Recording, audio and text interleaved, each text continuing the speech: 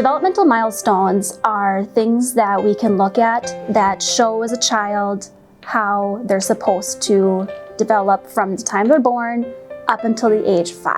At the helpmegrowmn.org website, they have everything listed there. If a parent is concerned about their development, they can make a referral on the Help Me Grow website. And from that point, we can start looking at the child's development. An evaluation typically takes about an hour. If a child has one domain that is minus 1.5 standard deviations or below, they qualify for developmental delay in Part C services. The main focus is that the child gets what they need, and the child is going to close that gap before they get to preschool. We want them to be able to function independently in their natural environment. The families can be involved and see what the providers are doing with the child, and they can take those situations and adapt them to the toys that they already have. I know it can be very overwhelming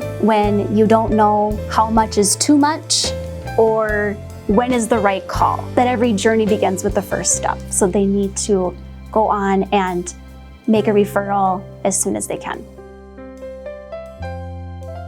Everything with Cecilia was normal to begin with, and then at her 4-month checkup, we went in and her provider, her doctor said that she has really low muscle tone still for where she should be at. When they pulled her up from a laying position, she wouldn't hold her neck up or help at all, and most 4 months old are doing that already. It led us to a diagnosis. She was missing or having a deletion of her 22q13 chromosome. As a parent, everybody wants their child to be healthy. That's what they want, and to hear that your child's going to struggle is really difficult. We went through all the doctors and all the appointments, and it is trying to figure out how do we give her the best life with the most opportunities that she can do. We were recommended to talk with the school about the early intervention program early. So we talked with them, had a meeting, and they came and did a very brief evaluation of just what she could do and what she couldn't do.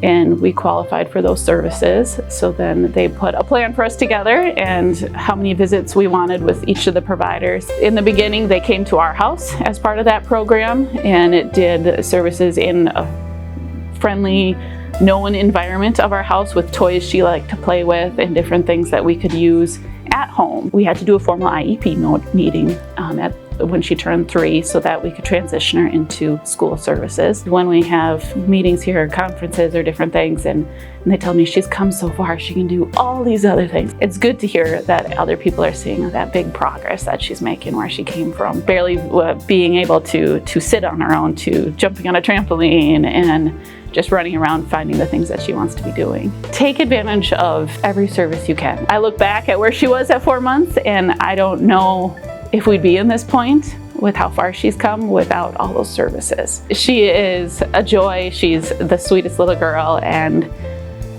all those people along the way guiding us through the process, giving us the information, that's why we are where we are today.